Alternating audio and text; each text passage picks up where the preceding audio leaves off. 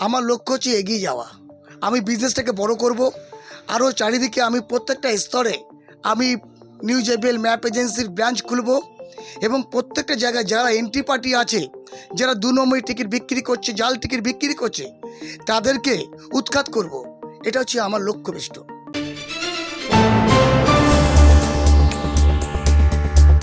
আমরা এই মুহূর্তে উপস্থিত নিউ জলবাবা লোকনাথ ম্যাপ এজেন্সির মধ্যমগ্রাম শাখায় এবং আমি বসে আছি এই সময় যে মানুষটির সামনে, যে মানুষটি এত বছর ধরে, দীর্ঘ বছর ধরে এই ব্যবসার সঙ্গে কাজ করে আসছেন, তার আন্ডারে এতগুলো লোক উপকৃত হয়েছে, সেই সজল সেনের কাছে আমরা জেনে নেব ওনার কাছ থেকে ওনার এই এত বছরের অভিজ্ঞতা এবং সামাজিক পরিস্থিতি সম্বন্ধে। চলুন শুনে নিই ওনার মতামত, ওনার অভিজ্ঞ বক্তব্য।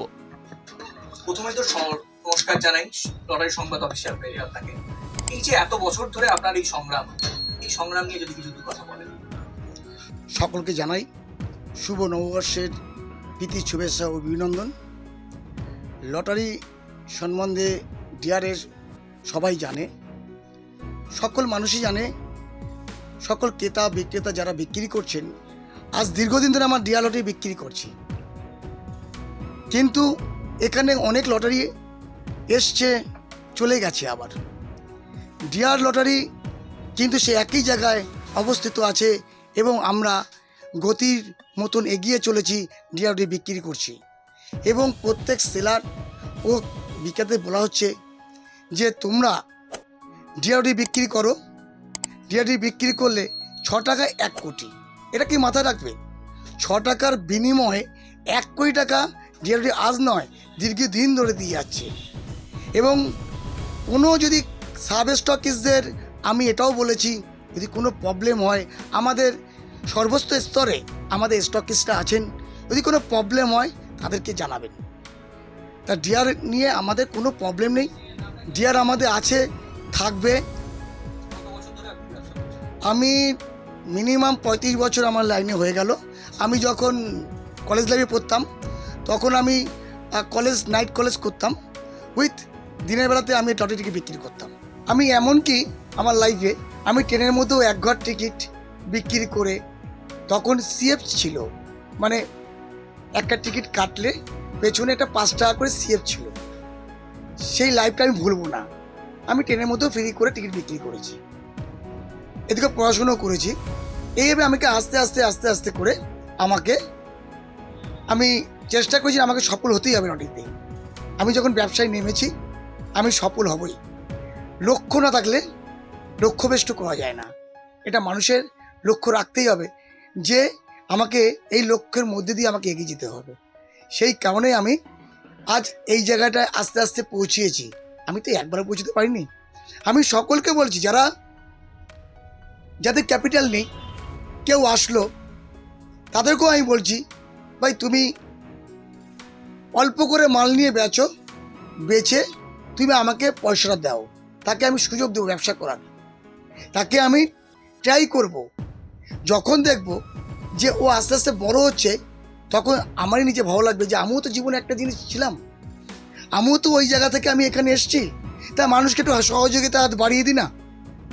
তা আমি এরকম অনেক আমার সেলার আছে, আমার সাব সেলার আছে 84 জন, তার আন্ডারে নাই করে 4 থেকে 5 হাজার লোক ফ্যামিলি চলছে। এদেরকে যাই হোক আমি যতটা পাচ্ছি আমার দিক দিয়ে সহযোগিতা হাত বাড়িয়ে দিয়েছি, তারাও আমাকে সহযোগিতা হাত বাড়িয়ে দিয়েছে। আমার সঙ্গে একই হাতে হাত মিলিয়ে এগিয়ে চলেছে ডিআর ব্যবসায়। আদার্স কোনো ওরা ব্যবসা করছে না, ডিআর ব্যবসা ছাড়া ওরা কিছু চিনবে না। ডিআর লটারি বলতে সবার মুখে একটাই প্রভাব, বলতে আজকে 35 বছর ধরে ব্যবসা লাইনে ডিআর লটারি প্রথম থেকে আমি ডিআর থেকে বিক্রি করছি। আমি তার আগে ছিল অন্য লটারি ছিল। যখন ডিআর আসলো তখন থেকে ডিআরের ব্যবসা চালু করেছি। কিন্তু ডিআরের ব্যবসা যে একবার করেছে সে আদার্স ব্যবসায় যাবে না, 100% যাবে না। কারণ কি, যে ডিআরের যে ব্যবসার গতি এটা সকলেই জানে, সকল ক্রেতা ও বিক্রেতা সবাই জানেন। 6 টাকার বিনিময়ে 1 কোটি, 1 কোটি কমেন্ট করে কোনদিন সে 50,000 টাকা 50 লাখ টাকা দেয়নি। এই জিনিসগুলোকে সবাই বিশ্বাস করে শিখেছে লটারির উপরে ডিআরের। সেই জন্য মানুষ ডিআর বলতে পাগল।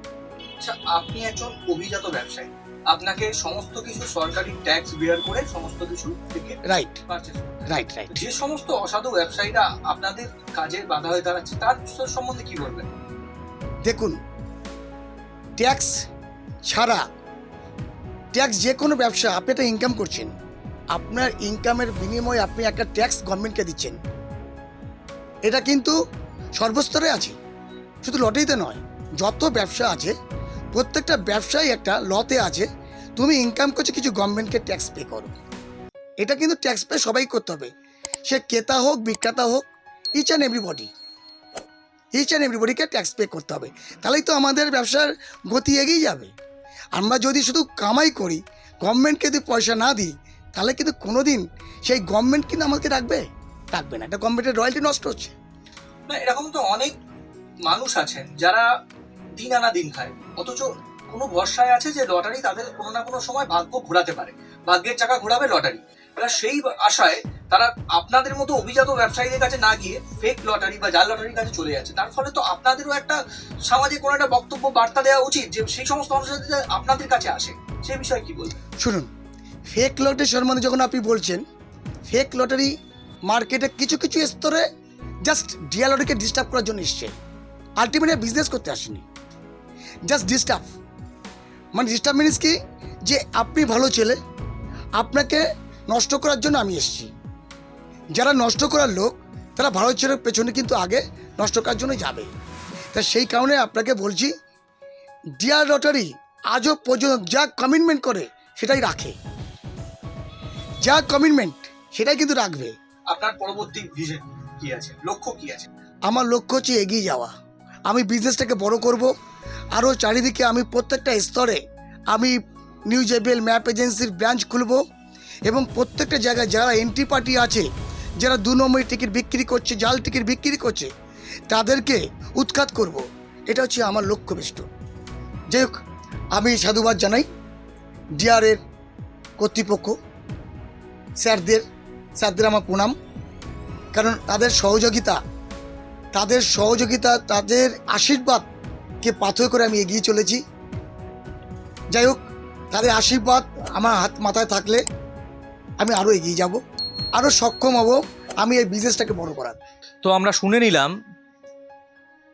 সেই মানুষটির থেকে, যে মানুষটির জীবনটাই সংগ্রাম, যে মানুষটির সংগ্রামের সাথে লড়েছে, মানুষের জন্য লড়েছে, এখনও লড়ছে, অক্লান্ত পরিশ্রম করছে। শুধু তিনি না, তার গোটা পরিবার।